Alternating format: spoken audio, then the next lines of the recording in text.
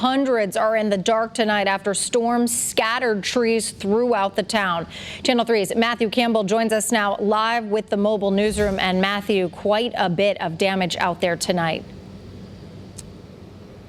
Yeah, Aaron, we are here on Main Street. This is the heart of downtown. A lot of this area being revitalized right now. And these trees above me, they are meant to beautify. But you can see some pretty big limbs came down right here. And then this banner welcoming people to town, that's been torn to shreds. And this is not a rural place. Thousands come through each day. And that's why what happened here today is so foreign to a lot of people. They're just not expecting this.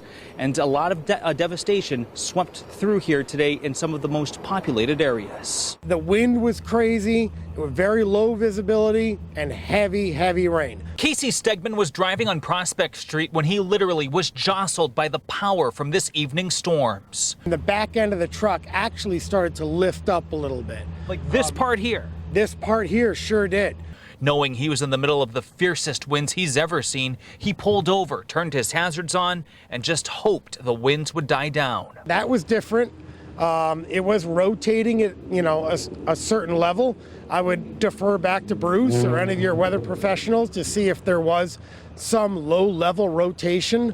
When he drives through the rest of the Silk City, he realizes how lucky he is because our cameras captured multiple trees down, like here on Main Street, blocking access to sections of 384. More trees were down in Charter Oak Park, and others say they too saw the winds rotate. The trees over here were kind of swirling. It didn't look like a tornado. It just looked like the wind was picking everything up. And there was just, you could see the water actually going in circular movement. On Grandview, Ben Roy's home was spared, but his car wasn't. There's a pole through my mom's car and the tree fell down on my car.